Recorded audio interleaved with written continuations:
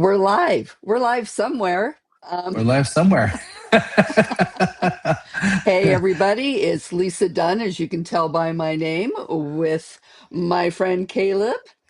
Hello, everybody. It's Caleb Keith Gonzalez. We're with Von Keith Properties. We're here to do a little afternoon chat. So no Yeah. I'm going to compliance. just come look over here and see if we're actually live anywhere, but we'll find out. We'll find out Okay. because if we're not, we're just going to record this and it'll just show up at a Yes. later point in time. So that is all good. So, Caleb. Oh, hey, Yes. we're on our first LinkedIn Live ever. Oh, wow. That's Yay! awesome. That's great. Yay! So, I've never done this before, so this is kind of fun. Let's see how we're yeah. doing here on I think we should be okay on YouTube. I think.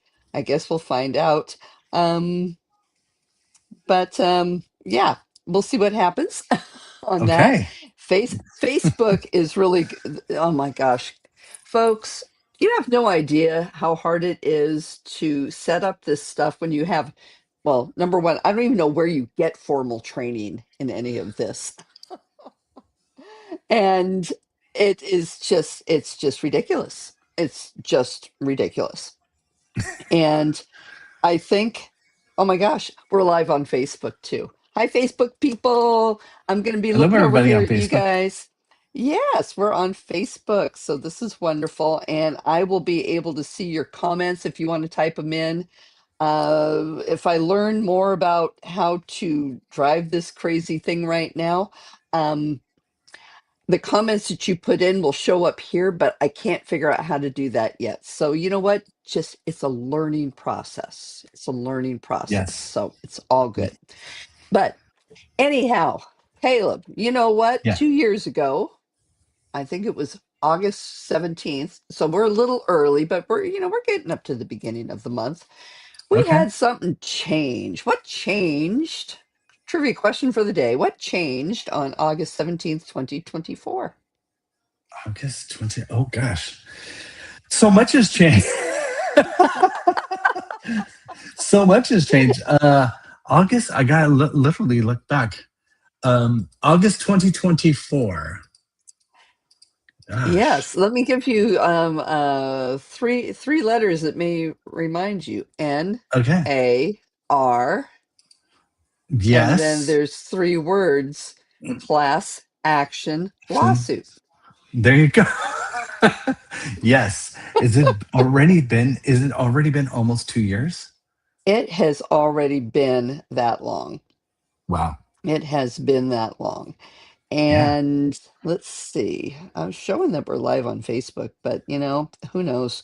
I'm trying. I'm trying, kids. It says that I'm live, but I don't see it on the page. So, you know what? It's all good because if it's not, then we're going to post it later. Anyhow, back to the matter at hand. Sorry. Okay. It's really, really hard being the producer. Um, so we've had some things change, and everybody thought it was going to be the end of the world, right? Yeah. And we're still here. We're still doing business. Yeah. But you know what? What do you think, looking back on all the hoo-ha that was going on in our lives coming to August 17th, when we had like everybody, it's the end of the world, nobody knows how to do this. Oh my God, you have to define your value proposition to your clients. What do you think is the one thing that we predicted correctly during that period of time? And then what was the one thing we were so off base on? Well, they go hand in hand, in my opinion. So the thing that we predicted correctly is that the realtor will stay at the center of the transaction. And that has proven itself over the last 2 years, right? The reality is, when you service your clients well, no technology has yet to be able to replace your service that you give, that one-on-one, compassionate, understanding, educating, uh, technical, all the aspects of what the consumer needs, that is what we predicted right, that Hmm. the agent is at the center of helping consumers through the process of being homeowners, as well as other things like managing leases and things like that. But when it comes to property, that's the thing that we predicted right. I think the thing that we predicted wrong is, I think that we predicted wrong that it was at the end of what we do as being service provider. They go hand in hand. Like, I just think that AI has proven itself to be a very valuable tool, and it is a complete evolution of how society is working and living, and it's amazing. That is true, and I do think that's going to continue. At the end of the day, though, me as a consumer, not as a broker, but me as a consumer, I still need to engage with people, humans. I want to talk to customer service. I want to go to some store and I want to ask an expert or someone who specializes in the question I have. I don't want to rely 100% on AI to give me those answers. And while AI sometimes has been right and sometimes is way wrong, that's great maybe to solve a temporary simple solution. But in a complex solution, I want human interaction. I don't want to go to Home Depot and not see any salespeople or somebody in the electrical department answering my question. Like, I need that, right? I don't want to go to a department store and not have anybody there to assist me place my order online, and not have the experience of, let me touch this, let you feel this, let me point out, did you notice this particular design? Did you notice that we started doing this? Like, those nuances, while I could read about them, they're not the same thing as tangible experiences. And I think as humans, we all need that and will continue to need that. Or at least I'll speak for myself. I feel like I will continue to need that. Was that a long answer? Well, and yeah, that was it's okay. But you touch on a really good point, though, because it's looking at the transactions I've done since the August 17th, 2024, and I had a listing go on right then too. So that was an interesting little experiment back in the day. But it's that tangible thing that AI can't, number one, can't unlock a door for you. It can't point out things about a property that you see as a human being versus, I mean, how do you say, hey, AI? In fact, I'm going to use an example of this weekend when I walked a property. I mentioned this to you earlier today with my home seller after we got in a list of things wrong with the house from the inspection. And they said that there was compromised seals on some of the dual pane windows. And my client's like, I don't see them. And I'm like, yeah, the only one we had, we replaced. I said, let me come over, and I was dressed, oh, similar to this in all my summertime glory here, kids. Um, and, I drove over there, 87 degrees. I don't care. We're out running around looking at the house. And I stood in the living room with him and his adult son, and we all sat there looking at the windows, going, what could they possibly be looking at here? And then I noticed if I looked one particular direction, right when the sun was just coming through this window, I'm like, I think I found what they're talking about. But if it took us 10 minutes to find this, it's not an issue. How do you put that into AI? Hey, Chat GPT, find my window that has a compromised, dual pane seal. You can't do that, you know? And Yeah. to be able to be there and reassure them and say, you know what, you're right. These things aren't here. Um, and to show them that I would pretty much, I was able to drop everything, get in my car, drive the 20 minutes to the property, and just reassure them, you know what, we're okay. You're right. We're not seeing this. And how do you do that with a computer? How do you do that with AI? Yeah. I mean, how Yeah. do you? Yeah. You know, so I was going to just add that I think you can, again, harness AI to maybe answer what you might have found or your concern to give you a perspective. But again, you have to be the one to go, oh, I see what they're saying. And then analyzing it and looking at it and really evaluating, oh, what AI said is either correct or not correct. But to rely on it, I just don't know how it would do that. I don't think it's possible to do that. So yeah, and that made me think about the other situation I had come up with HOA documentation. And now I know that there's some new companies out there that are like, send us all of your documentation and we're going to put it in the computer and it's going to spit out a 3-page summary to you. Hey, that's great, but we had conflicting information. What would that have spat out? Because I want to say I believe it is an AI based model that that company is using for number one, incomplete documents. Number two, conflicting documents. You can't rely on AI to do that. I had to tell my clients, you need to read every single document. And if it doesn't make sense, you get on the phone and you call the HOA management company.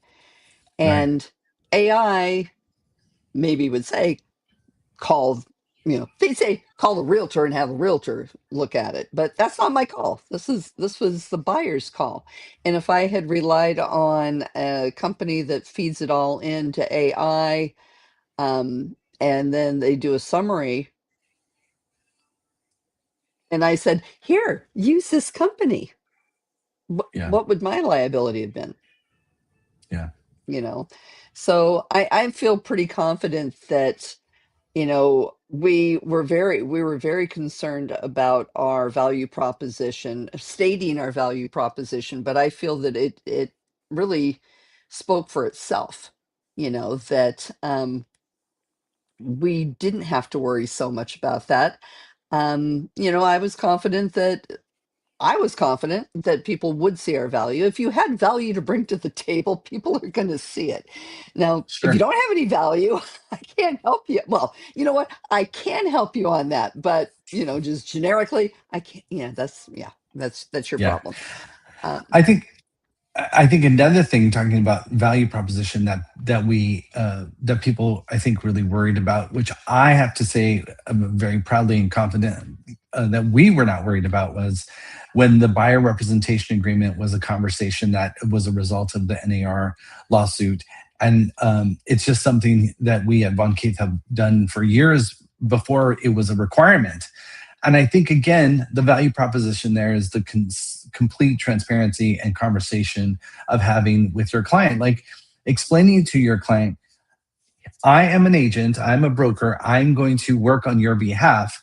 And so we need to have this agreement that lets me act on your behalf, and what this allows me to do, right? It lets me negotiate on your behalf, it lets me talk, it gives you a clear road path of what expectations to have from me as your agent. Like those things are things that I think uh, are people were afraid that the consumer wouldn't actually understand or embrace that. And I just don't think that's, well, not I don't think, in California it's clearly something that is absolutely not true. yeah, they And the don't have a fact that, choice. yeah, that now the consumer actually now is under the now has that transparency that's required to have the broker representation agreement in place, so that they know, this is, I'm your agent, this is what I'm working for, these are the terms. Again, all negotiable, all best to suit the consumer, your client. What does that? And I just think that is something that put a lot of uncertainty into the industry. But the reality is, it turned out that it's like anything else. It's about education, right? It's about making sure you're communicating and bringing your value proposition to educate your client and your team about what this really means. Absolutely. And I think it's interesting, um, to because when August 17th, 2024 came around, I was not with Von Keith. So I did not I did not do what very smart Caleb and his agents were doing, because it was just one of those things. I don't need that, blah blah blah blah blah, and the old dog didn't want to learn a new trick, and then the old dog didn't have a choice. I had to learn a new trick, and it turned out it was so much easier to talk about when every realtor and now every licensee in California all has to do it. And I didn't have any pushback until a month or so ago, when I had met somebody who was purchasing a property, and I sat there and told them, I can show you this listing without a written agreement because it is my listing, but I only represent the seller. And they said, well, we want you to represent us. And I'm like, well, number one, got to ask my seller, and my seller was okay with it. And then two, it's like, now you need to sign a buyer broker agreement. And they're like, oh, okay. And I'm like, okay, I'll send it to you to look at. And we, I sent it. And then I got this text message saying, I ain't paying you. And I'm like, wait a minute. And they're like, seller can pay you. And I'm like, no, no, no, no, no. That's not how this works. I explained all of this.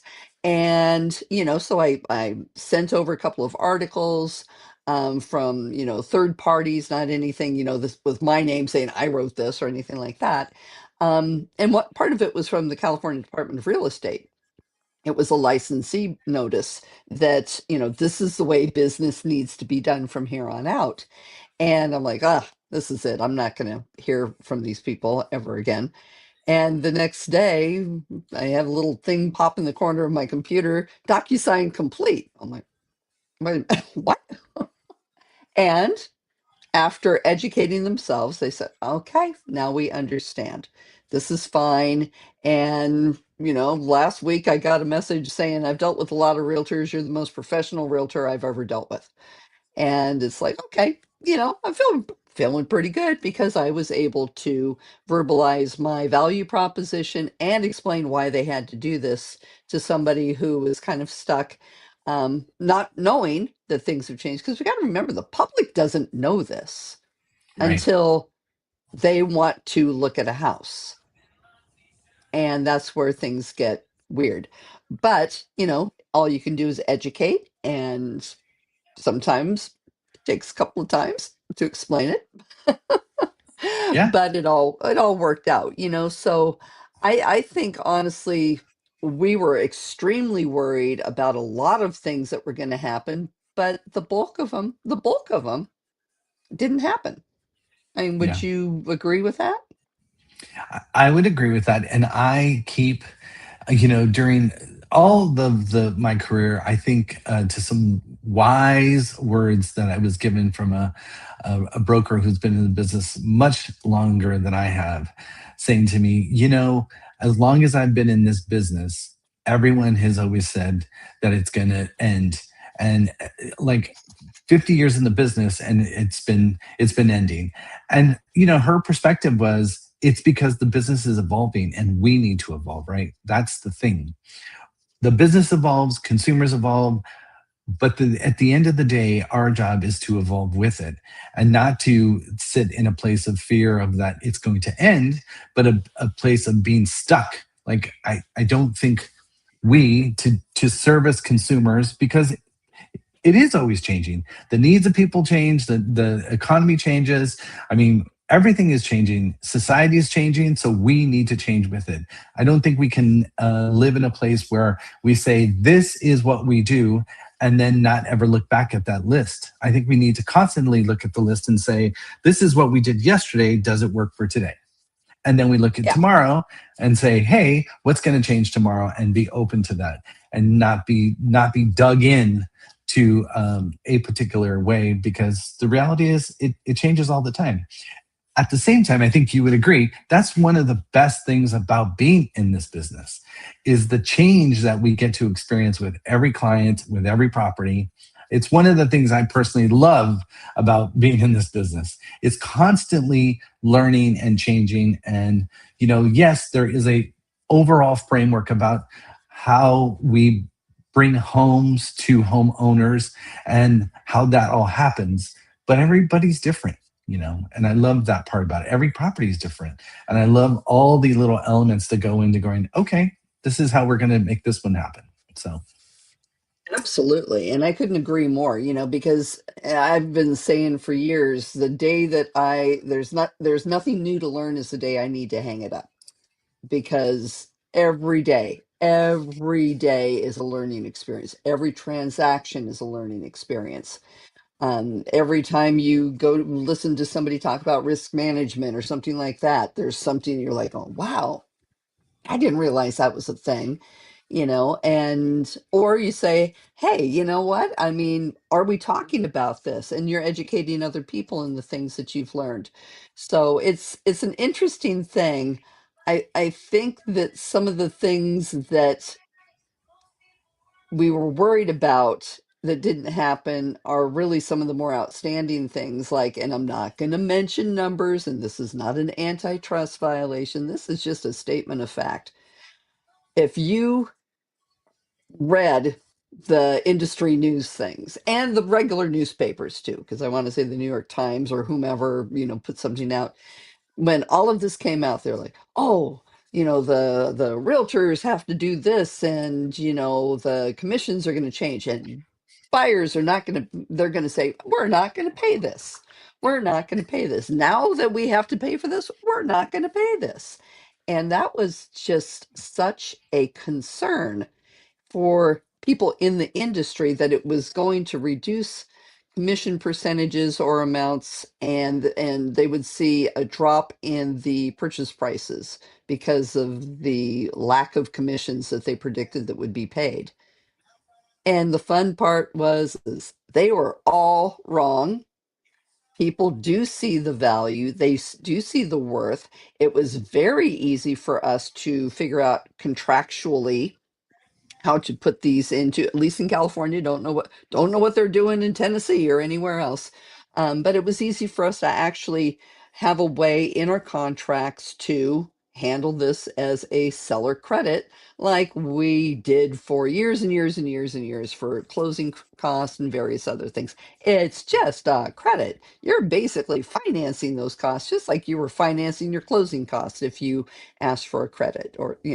So it was kind of, in my eyes, looking back, much ado about nothing.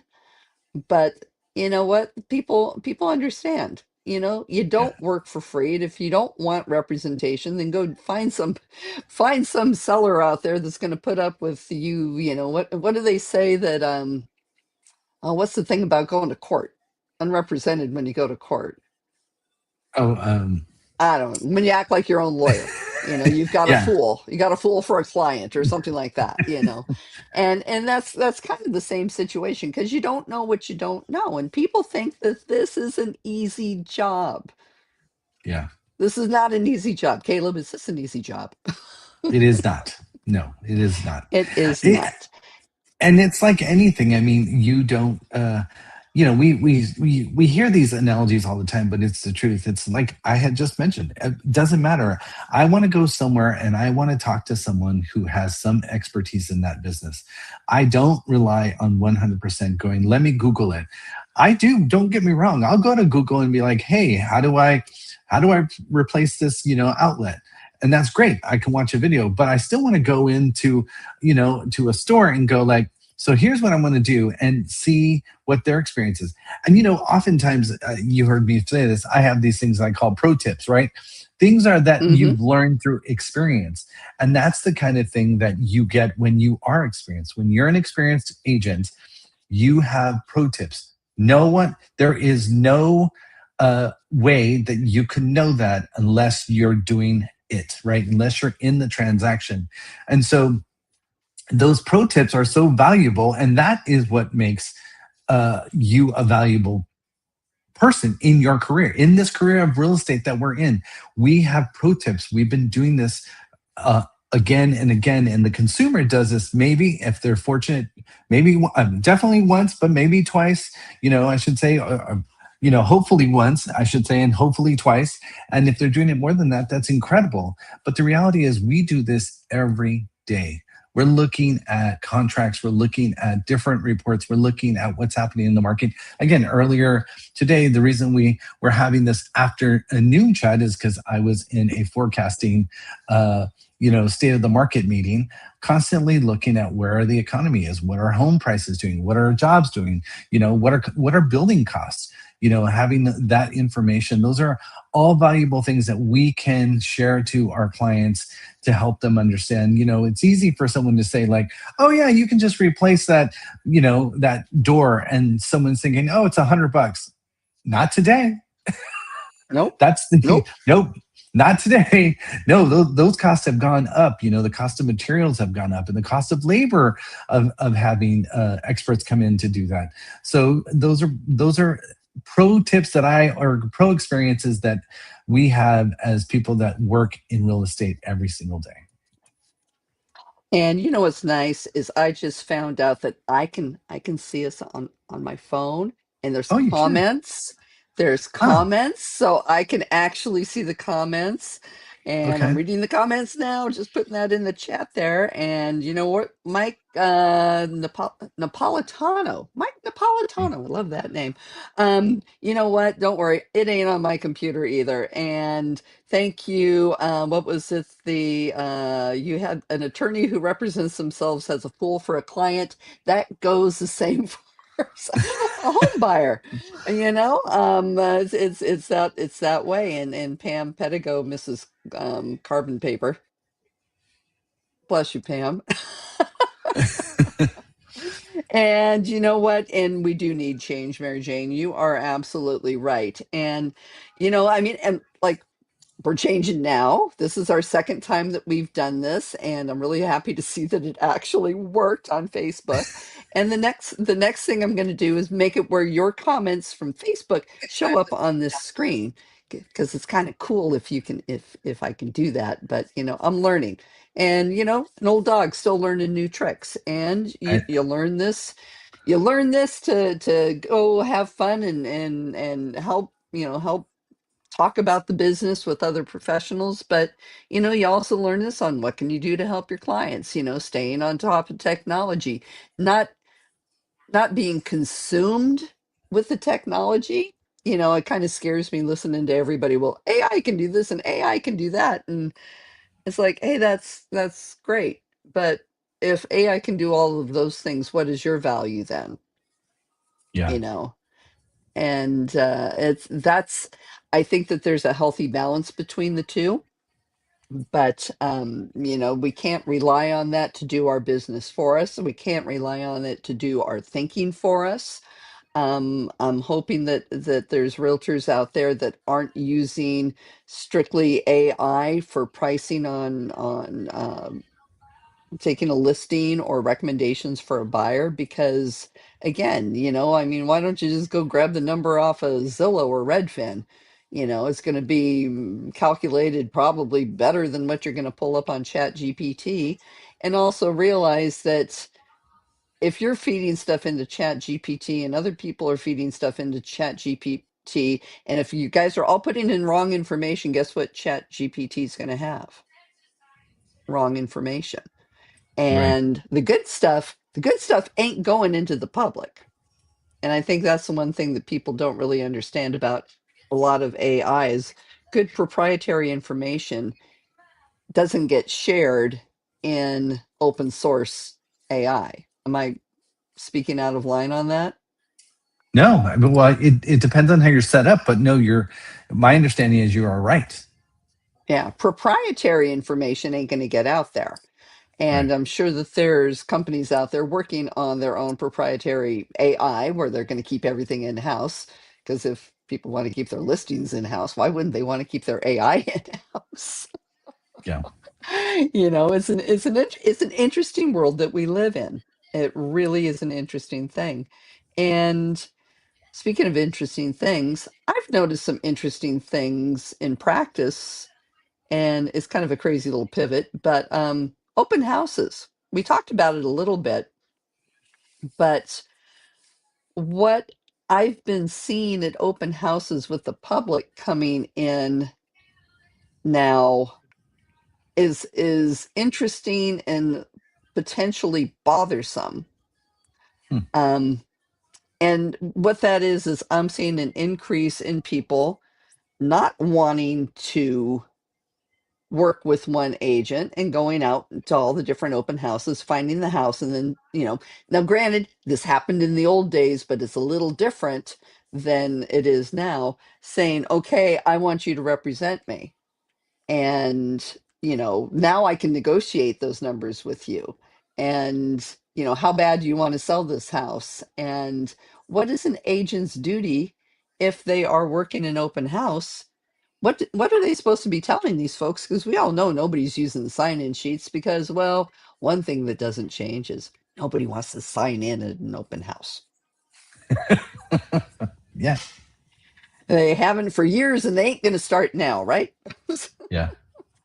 Well, and again, I think that's the again, that's a change that we're going to see, because now, because you're required to have a buyer representation agreement in California, now when you walk in, that consumer doesn't necessarily need to sign in the sense that they have an agreement in place. They have representation. If they have an agent, they have a representation agreement in place.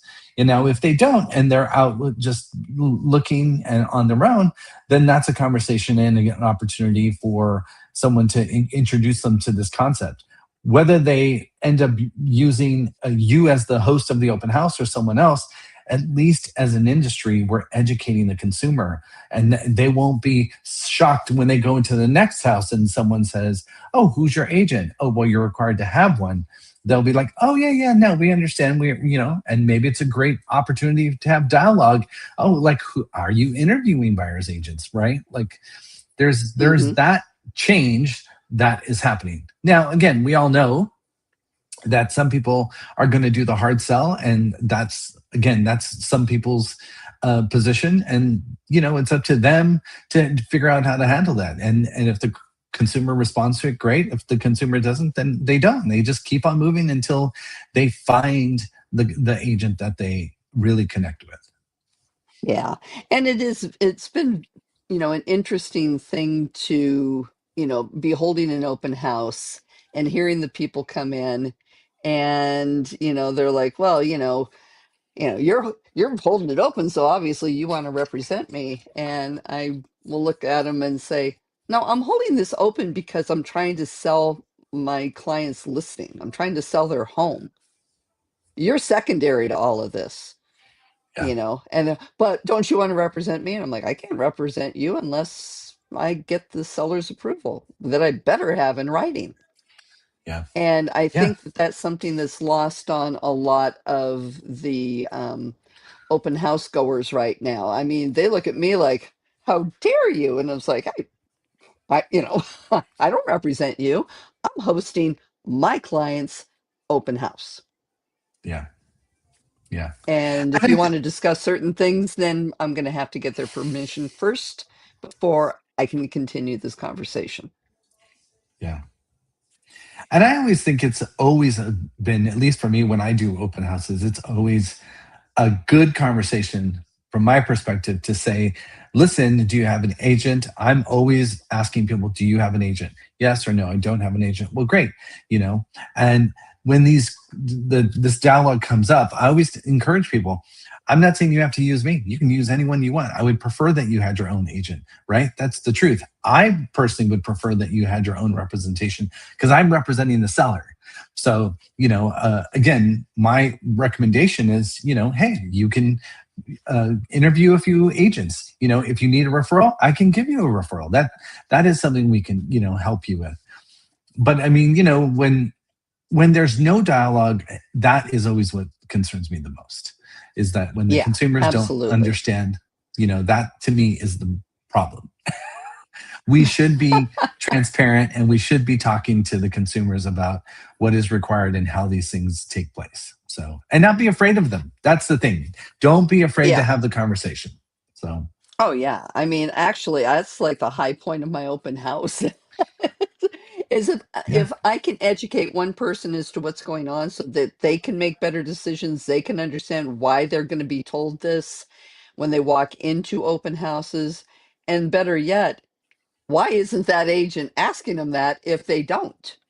You yeah. know, I mean, um, and one thing I thought was really super interesting with I didn't see it until just recently.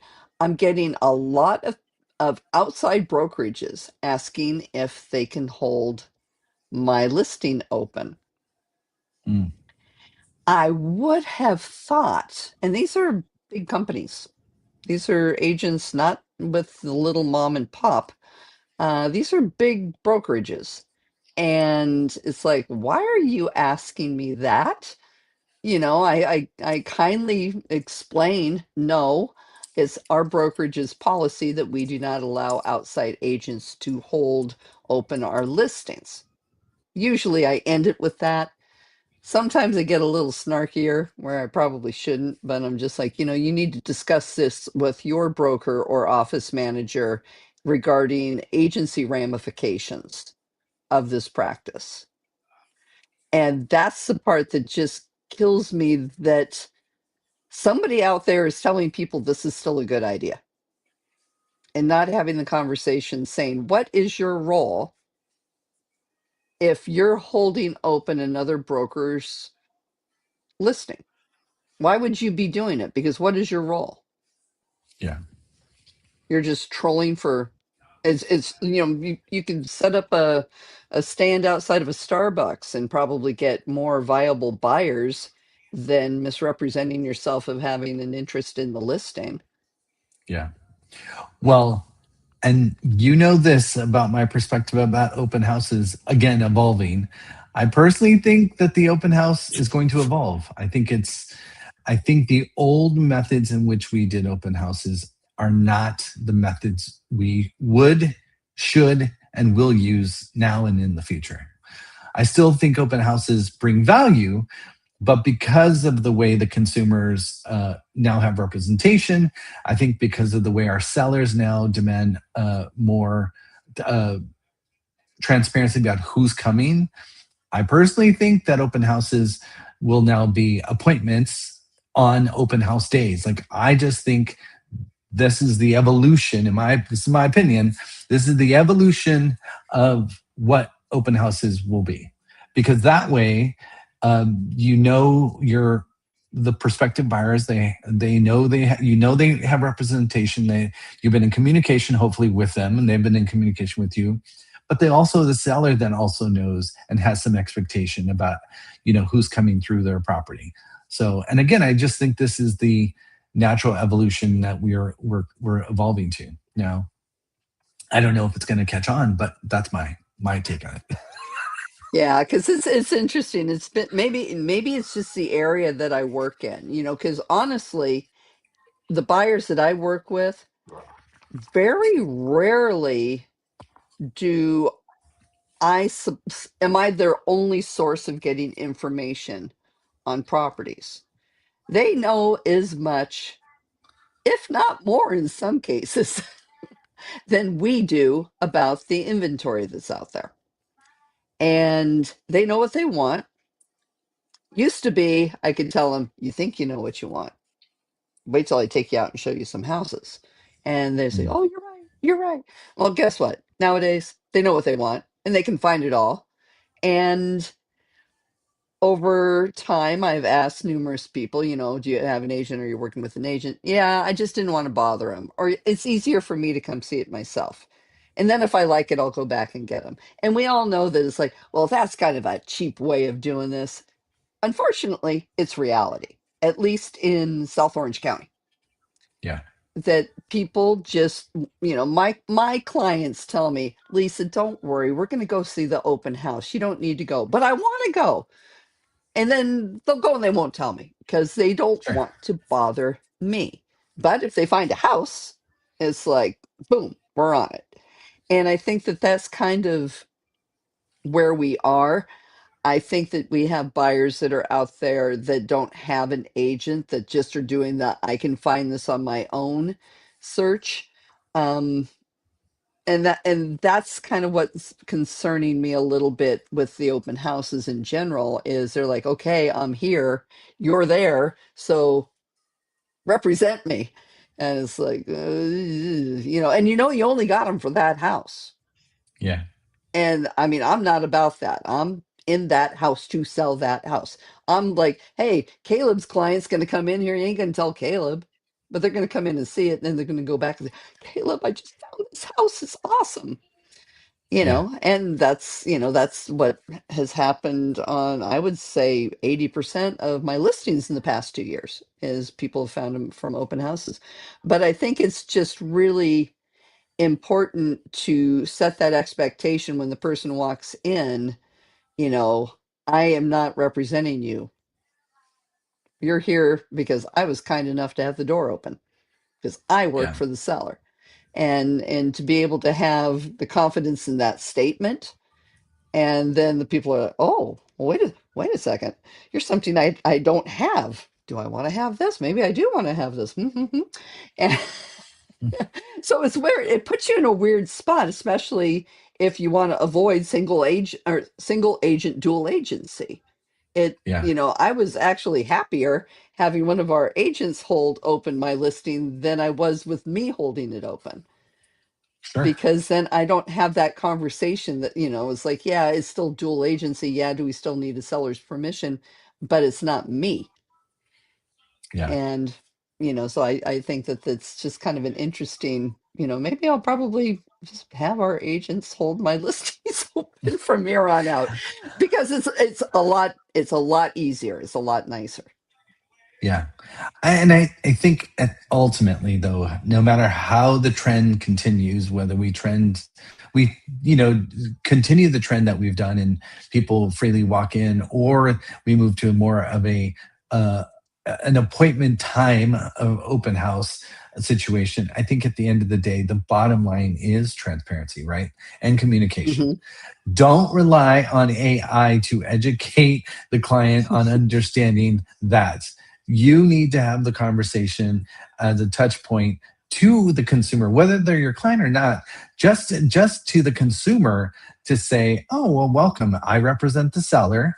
If you have questions, have your agent call me. Do you have an agent? Oh, well, if you're looking for an agent, we can refer you. You can work with anyone. Having all of this dialogue is just truly better for everyone in that transaction. And it just Yeah, sets a better tone of what should happen in a good communication of a transaction. absolutely. And it's an interesting thing. I would love to see more brokerages really let their agents know that soliciting other brokerages open houses to hold is something that they really need to work on, telling their agents you should not be doing this. And I've heard that there's still, agent coaches and office managers saying, go out and find yourself an open house to hold. But, when you look at it from a risk management standpoint, these brokerages they really got to start watching what their agents are doing and having that conversation. So what happens if I did let you come in and hold my listing open? Yeah. There's no Again, agency with the seller whatsoever, and you're yeah, just standing there saying, hi, I'm standing in somebody else's home. yeah. Well, and again, I see Mike put some comments. Obviously, Mike, very, very, very, very wise man who has a ton of knowledge in this area, which just cracks me up because, again, I understand that there is a process to protect the brokerages and the agents that are involved. And when we get those calls about, can I host your open house? That's the part that falls short, right? You can technically do it. I mean, our attorneys have said you can allow people, but you have to have a written contract. You have the seller's permission, and what's the clarity of of agency? Like, you need to have all of that done. And so what ends up happening, as we often see, is that people call. They just do the first part, which is make the call and then get to sit the open house, but they don't do the second part, which is the most critical part, which is, did you have an agreement and did it outline A, B, C, D? And do all the parties, does the seller know? Did the seller agree? Right? Did the seller agree that you have permission to let a not agent of your brokerage sit that open house? Like, that's the whole part of it that needs to be dealt with, that often is never dealt with. So Yeah. And Pam says, may I? Grammar police, grammar police. I wish I had a little siren or something right now because Pam's so good at that. But the funny thing is most of the agents that are sending these requests out, like I get them from text messages, like you're at a brokerage that's big enough that they should have a listing that you can hold open. Why aren't you checking with your brokerage first? yeah, I mean, it's like I thought that was something that we would see go away because of all of the reasons that you stated, because I can guarantee you the text messages I got to hold open my open house, those agents would have absolutely no comprehension of what would be talking about if I'd say, we have to, contractually we have to do this and do that and do that, because we still have some people out there in the business that don't want to change. This is a tried and true method for you to get clients, blah blah blah blah blah. But yeah, we got this problem. See, it's called a buyer broker agreement and it's called agency and everything, and it's just, in my book, goes back to what actually constitutes broker supervision. yeah, And how do it's not my job to educate these people, but I just give them just a little tidbit. Go talk to your manager, go talk to your yeah, broker. yeah. And I think that's the other right thing to do, is to push them back in the direction of their broker, to just say, hey, thank you for this call, but you really need to talk to your broker about that. And I know that it gets annoying and frustrating. It's like you get hundreds of these calls every time you get a listing, like, can I hold it open, can I hold it open, can I hold it open, can I do it? But the reality is that needs to be, listen, you need to talk to your broker about the process that it would take to do this, and the paperwork alone and the agreements alone, brokers are like, no. And you it's know also like, how do you explain this to your seller? I mean, think yeah, about how it sounds. Hi, I have the listing for your home, and you're contracted to pay me money to get your home sold. But I'm going to let some guy from XYZ company, and yeah, I know I'm with ABC, but the guy at XYZ, he wants to hold your house open. I can just yeah, imagine, well, why aren't you doing it? Oh, I have other things to do than market your house. What do what do you say? I mean, like yeah, when I have, one of our agents hold my listings open, it's just, I would tell my seller, the time that you have this, ready to go on the market, I already have plans that I'm out of the area that weekend. However, I have an excellent agent with my brokerage that she will be more than happy to hold your property open and present it as well as I would. And I always let them know it's not going to be me if it's not going to be me. I mean, I have a new rule to that point in my life that it's like I don't work on Sundays anymore because I got this little guy right here, this little guy. He's 18 months old, and I spend every Sunday with him. That if I'm yeah, if I'm in town, that's what I do. And I'll do open houses on Saturdays, but I ain't doing them on Sundays anymore because I have something in my life now that is that important to me. But I tell my clients that, and most of them are like, that is the sweetest thing. You know what? That is great. I'm like, don't worry though, I got a good agent for you. We'll hold it open Saturday and Sunday. It just won't be me. It's going to be one of my agents that knows what they're doing. Not a single seller has said boo about any of this. yeah. They I'm respect gonna me that I have that carve out in my life. Yeah. And I'm going to tie this back again into like the AI concept. To your point, like you were hired. I've had clients in the past, and rightfully so, say, I hired you to sell my house because of you. And they have literally said to me, I do expect and want to make sure before we move forward that you're going to be the one because you're the one I have the faith in. And that is great because I feel like that that's a good conversation, there's good communication, the expectation is set. And then I know what they're expecting, right? There is looking at the calendar, looking at what we're doing, because we look out and schedule ahead of time saying we're going to do open houses this week. This is where we're going to do, if we're going to do a broker open, all of the things that go along with taking the responsibility of taking a listing. And so when that happens to me, it's like, okay, great. I know I will be the one. I will not be giving it to another agent in the office. I won't, just be letting people there go randomly because guess what? The clients don't want that.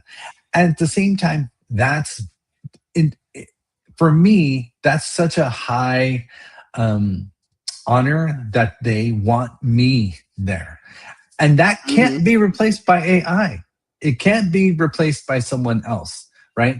And I think it is such a compliment when you have clients that are also asking that of you. I don't think of it as a burden.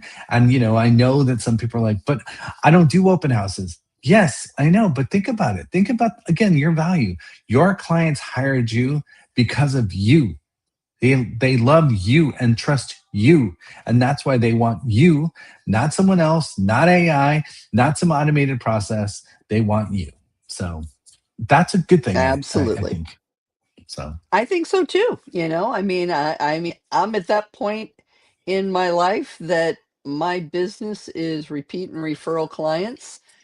And maybe I have to drive a little farther. Maybe I have to learn something about a new neighborhood or something that I'm not familiar with. But, somebody who knows the job knows the importance of it.